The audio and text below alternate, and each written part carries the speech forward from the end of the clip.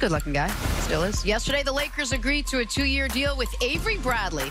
It's worth $9.7 million. His perimeter defense. Nick, what do you make of the signing? Depends on what Avery Bradley you get. You get the Avery Bradley we saw in Boston when he was a spectacular defensive player and a above-average three-point shooter, or the Avery Bradley the last couple years since he suffered some lower body injuries where he's just become a league average defender. If he can be 85% of the defender he was in Boston, then this is an important addition for the Lakers. It's very important for the Lakers. I think last year what he did with the Clippers, you could start to see some of the explosion come back. I think he started 49 games there last season. He is a legitimate NBA starter. His overall ability will be paid dividends, though, once they get into the playoffs. His versatility on defense is needed by the Lakers. All right, moving on. Yesterday, Magic Johnson tweeted, quote, "Laker Nation, I'm dreaming about the fourth quarter Lakers team with LeBron, AD, Danny Green, Avery Bradley, and Kyle Kuzma. That's almost unbelievable."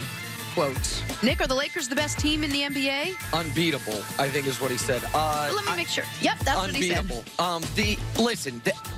I don't know if I can call them the best team in the NBA. What I can say is this. Magic doesn't always have the most accurate takes, but that closing lineup, if I were running the team, that would be my exact starting lineup. If LeBron's going to start at the point, you put Avery Bradley in the starting lineup so he can guard the opposing team's point guard. AD's your starting center, plus Green and Kuz. That's their best five-man unit on paper. Jenna, you pointed out that Magic, he retired so he could run the Lakers on Twitter. It's a great tweet by him.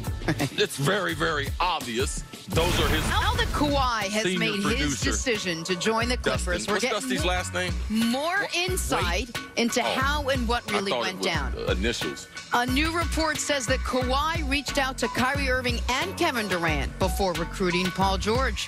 See, should KD have chosen to play with Kawhi instead of play with Kyrie? Well, this is one of the things that I thought was probably the most intriguing about Kawhi. How he was very, very aggressive. Now, I knew that he was going to talk to at least one player. And it was expressed to me that he would have a conversation with Kevin Durant when the time was right. That's why when the initial list came out with both the New York teams on there, that was part of the plan, that he would be able to partner with Kevin Durant either in Brooklyn or in New York.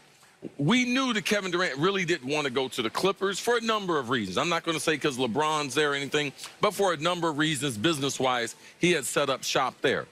But as far as the length that Kawhi went to, I'm going to reach out to Kyrie. I'm going to reach out to Paul George. And Kawhi is not a guy that has an extensive list in his Rolodex, in his phone, of guys that he's friendly with. Him and Danny Green, and that's about it.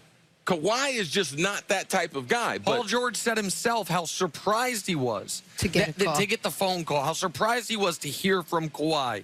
That he said, for a quiet guy, he's a hell of a recruiter. Yes. And so, like, it doesn't seem like he and Paul George, even though they're both from Southern California, both went to small schools, it's not like these are old AAU buddies, guys that have been good friends for 15 years. Yeah, these players and the power they have amongst each other is at an all-time high. But that part for Kawhi Leonard, to me, was I had a great deal of interest in that, who he was going to talk to, partnering up, because he realizes I can't do what I did last year in Toronto. To be able to win more championships in this league, I need at least one other player. And I'm glad that he took control of the situation compared to having agents, having teams. Right now, this is a player-driven league, and we saw that in free agency with Kawhi Leonard. All right, so 2 points. One is on the process you described. Kawhi, I hope everyone on television, radio, newspaper, internet, who's had all this energy for crushing LeBron, for trying to recruit guys, for crushing LeBron for allegedly doing with Anthony Davis what we now know Kawhi did with Paul George. Go to a team, go to your team, demand a trade, come to my team. And LeBron trying to add best players possible. I hope you keep that same energy for Kawhi. Now, I don't have to worry about that because I don't mind the recruitment. I don't mind guys trying to add other players to their... On its face, it would seem, if you're Durant, who's the better guy to play with. Kyrie Irving in the city of his choosing, essentially, Brooklyn, or Kawhi Leonard, either with the Clippers or the Knicks potentially, or maybe Brooklyn and Kyrie's just kind of left out in the cold, that Kawhi's obviously the better player, and he is the better player than Kyrie Irving. But I think Kevin Durant made the absolute unequivocal correct decision. Because if Kevin Durant, especially coming off the popped Achilles, where he's going to potentially miss this season, with Kawhi Leonard having just won a championship and a finals MVP, if he teams up with him, then he's in a similar position he was just in with Steph. Whose credit? Who's the best player? Whose team? All of that. Kevin Durant, even though he won those finals MVPs, he doesn't get the full unquestioned credit for those.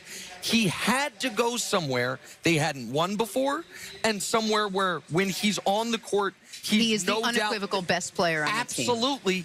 If he's trying to climb the only mountain he has left to climb.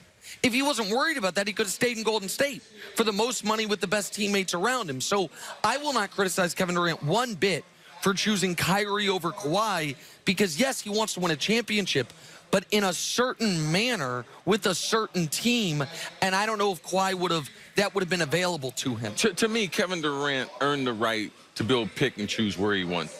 So to me, no matter where he would, I wouldn't have criticized him. He's earned it.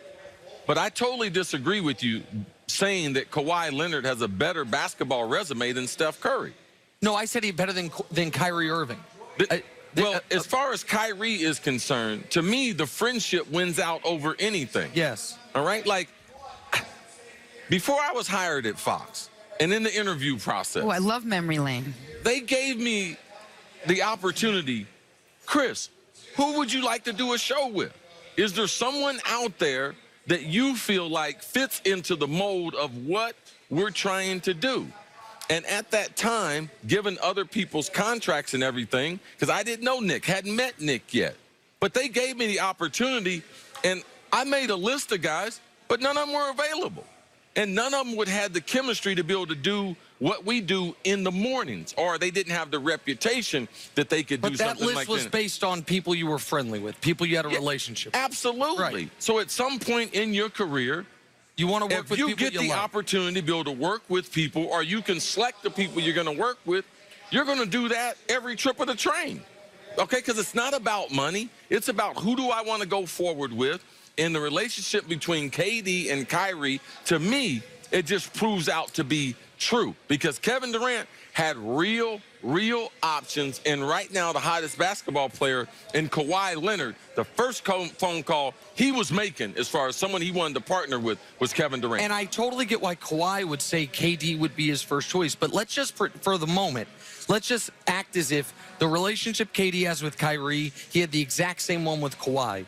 Don't you agree that for Kevin Durant, when we talk about the last mountain he has to climb, is one that would be difficult for him to climb if he's doing it alongside another guy who's already won a championship the way Kawhi just won that championship? As long as he wasn't going to the guy's team. As long as he wasn't going to the team that had drafted that guy and he had built up all that collateral.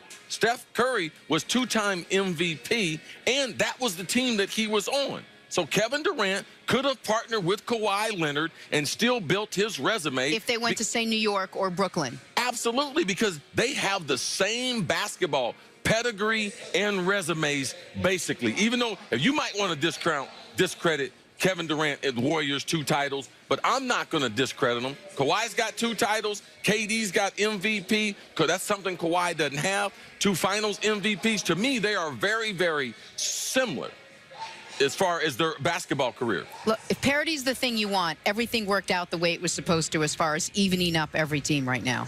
Listen, the league's the most wide open it's been since 2006, 2007. You got a third of the league thinks they can win the title credibly, and it creates, we'll see what it does television ratings-wise and whatnot, because TV ratings say people love super teams, but as far as interest in the regular season, as far as it mattering where you're seated in the Western Conference, those games, those back-to-backs in February, everything will matter this year in a way it hasn't felt like it's mattered over the last decade. Excited. Take a break. Coming up, is everybody making a mistake counting out the Golden State Warriors? That is next on First Things First. You already say no?